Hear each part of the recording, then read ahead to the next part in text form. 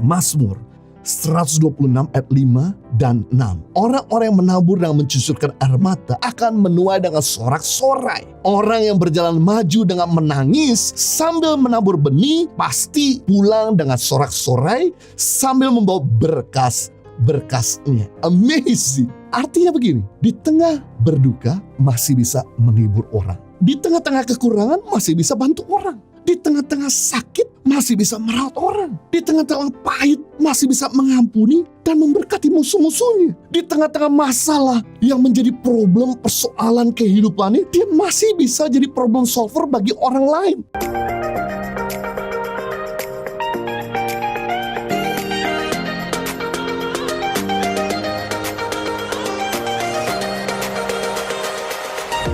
Yang ketiga, bagaimana kita melihat keajaiban pemeliharaan Tuhan. Jangan berhenti menabur kebaikan di masa yang sulit.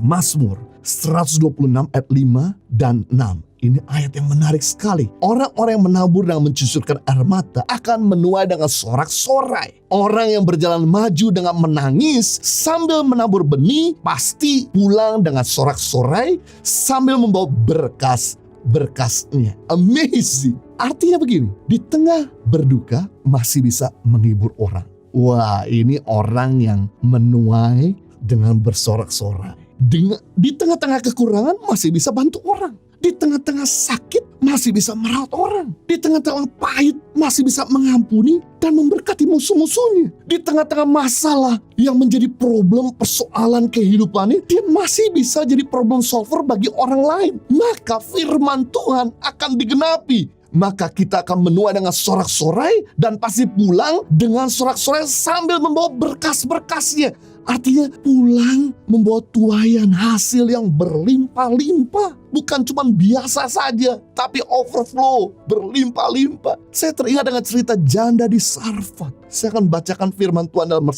Raja-Raja 17 ayat 10-16. Sesudah itu Elia bersiap setelah dapat pesan dari Tuhan untuk pergi ke Sarfat. Dan setelah ia sampai di pintu gerbang kota Sarfat, tampaklah di sana seorang janda sedang mengumpulkan kayu api. Ia berseru kepada perempuan itu, katanya, "Cobalah ambil bagiku sedikit air dalam kendi supaya aku minum." Ketika perempuan itu pergi mengambilnya, ia berseru lagi, "Cobalah ambil juga bagiku sepotong roti." Lalu perempuan itu menjawab, "Demi Tuhan Allahmu yang hidup, sesungguhnya tidak ada roti padaku sedikit pun, kecuali segenggam tepung dalam tempayan, sedikit minyak dalam buli-buli. Dan sekarang aku sedang mengumpulkan 2-3 potong kayu api, kemudian aku pulang dan mengolah bagiku dan bagi anakku. Dan setelah kami memakannya, kami akan mati."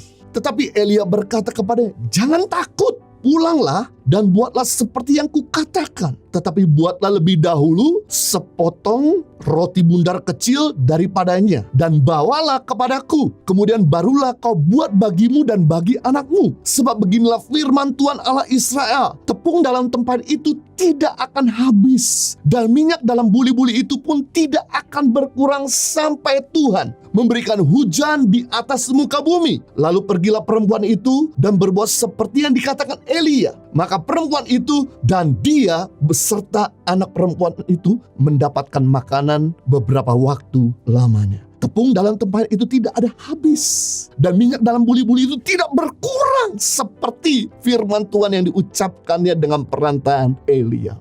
Wah, luar biasa dari cerita ini, di mana ketika muka bumi sedang mengalami kekeringan, tidak ada hujan selama 3,5 tahun. Bayangkan 6 bulan tidak ada hujan, kekeringan luar biasa, 1 tahun tidak ada hujan. Ini 3,5 tahun tidak ada hujan, maka sungai-sungai pun sampai kering. Lalu firman Tuhan datang kepada Elia untuk segera pergi ke daerah Sidon, ke kota Sarfat, untuk menemui seorang janda. Ternyata janda yang ditemuin bukan janda kaya raya yang punya banyak harta, tapi janda yang miskin, yang punya anak sedang sakit, yang sedang mencari 2 atau 3 potong kayu bakar untuk membuat makanan terakhir kalinya. Kemudian mereka menunggu untuk mati karena gak ada makanan lagi. Saat Elia ketemu dengan janda ini, Elia meminta minum. Janda ini memberikan dengan sukacita walaupun lagi kering-kering dan susah-susahnya air. Lalu Elia minta dibuatkan roti. Janda ini berkata, "Aku ini cuma punya 1 anak laki-laki yang sedang sakit keras. Segenggam tepung sedikit minyak dalam buli-buli, sedikit air dalam kendi, 2-3 potong kayu yang berhasil aku kumpulkan untuk aku bisa masak dan setelah itu aku mati. Namun karena engkau memintanya, janda ini tidak mikir panjang. Janda ini memberikan, mempersembahkan, dia tabur semuanya ini untuk Elia. Maka yang terjadi di tengah kesesakan, di tengah kekurangan, janda ini memberikan dan menabur. Maka yang terjadi adalah minyak di dalam buli-buli tidak berkurang. Bahkan tepung di dalam tempat tempayan tidak pernah ada habis. Dan bonusnya, anak yang sedang sakit keras itu sempat tidak ada nafas. Anak itu hidup kembali. Wow, hal yang amazing, hal yang luar biasa. Di tengah-tengah hampir nyawa mau melayang. Dan dia punya makanan yang sedikit yang ada di tangannya. Dia rela untuk persembahkan kepada orang lain. Dan Tuhan tidak pernah berhutang. Kita sebagai anak Tuhan perlu belajar. Tidak boleh selfish, melainkan selfless di saat kesusahan. Jangan menyimpan, melainkan membagi di saat kekurangan. Tidak boleh hitung-hitungan, tapi naburlah sebisa mungkin kita lakukan. Maka kita akan melihat bahan baku yang kita miliki tidak akan pernah ada habisnya. Dan selalu Tuhan isi dan Tuhan cukupkan. Sehingga kita boleh mengalami pemeliharaan dan keajaiban dari Tuhan. Kalau janda di Sarfat bisa mengalami mujizat dan keajaiban Tuhan, Tuhan yang sama juga bisa melakukan mujizat dan karya yang besar dalam kehidupan kita. Jadi kita belajar hari ini bagaimana mengalami keajaiban pemeliharaan Tuhan. Yang pertama, percaya akan keajaiban. Pemeliharaan Tuhan selalu dari masa ke masa, dari kekekalan sampai kekekalan. Kalau Tuhan bisa memelihara janda di Sarfat, kalau Tuhan bisa memelihara Elia, kalau Tuhan bisa memelihara Adam, bangsa Israel, Tuhan yang sama juga memelihara kehidupan kita dan anak cucu kita. Yang kedua, jangan malas mikir, bekerja dan berdoa. Yang ketiga, jangan berhenti menabur kebaikan di masa yang sulit. Maka ketika kita menabur sambil mencucurkan air mata, kita akan menuai dengan sorak-sorai. Ketika kita berjalan maju sambil menangis menabur benih, maka kita akan bersorak-sorai dan pulang sambil membawa berkasnya. Saya berdoa biar Tuhan makin memberkati kita secara luar biasa di tengah-tengah masa yang sukar.